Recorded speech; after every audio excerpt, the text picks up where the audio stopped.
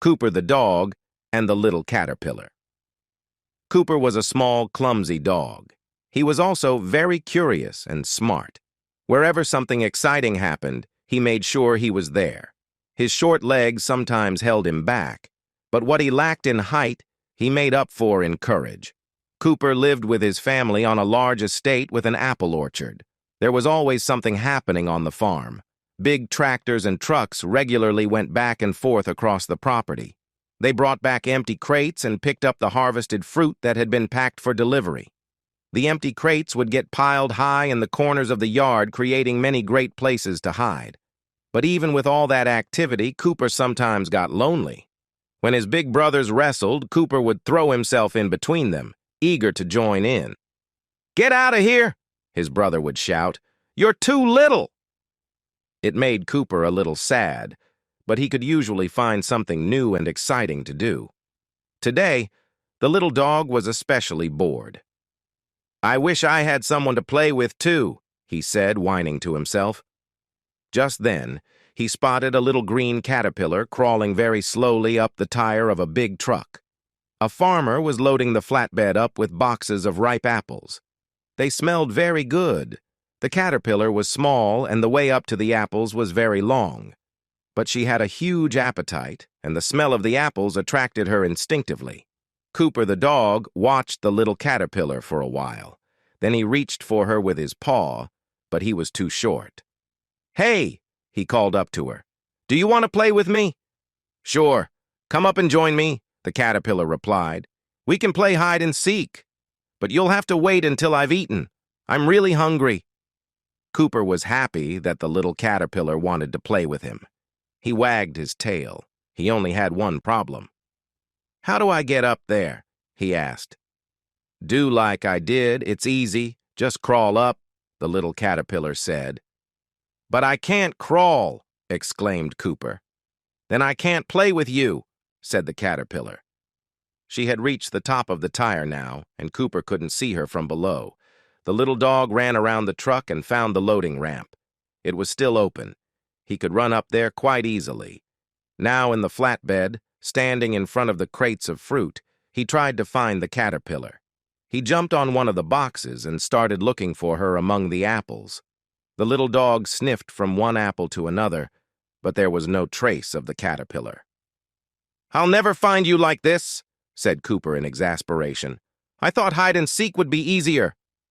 Just then, the caterpillar stuck its little head out of an apple. "Peekaboo!" she cried, and in a flash she disappeared back inside the apple. Cooper picked up her scent and found the small hole in an apple where she had been. But the little caterpillar was no longer inside. "Here I am," she called from another fruit box, peeking out from a crisp apple. Cooper jumped towards her but only found another little hole in an apple. She had disappeared again. They were having so much fun that neither one of them noticed when the truck started moving. The little caterpillar had eaten her way through a lot of apples during the game and was now very full. "I'm tired. I'm going to take a little nap," she said. Suddenly, the truck jerked to a stop. The driver opened the flat bed and discovered the little puppy among the many crates of fruit. "What are you doing here, Cooper?" the driver asked in amazement. He took Cooper off the truck and gave him something to drink. "Well, it looks like you're a little runaway. I'm sure everyone's missing you back at the farm. Let me just unload these boxes and put all the apples in the juicer, and then we'll go home. Wait for me here, okay?" Cooper suddenly felt queasy. His fur stood up on his back like it often did when he sensed danger. He had seen what happened to apples when they were unloaded. They were poured onto a treadmill, washed, and then crushed by a large machine that poured golden yellow apple juice into beautiful bottles. "Oh no, the caterpillar is headed for the juicer. I have to save her," thought Cooper. He began looking for the little caterpillar in each crate that was unloaded by the driver. "Cooper, you're in my way. Get out of here," the driver said.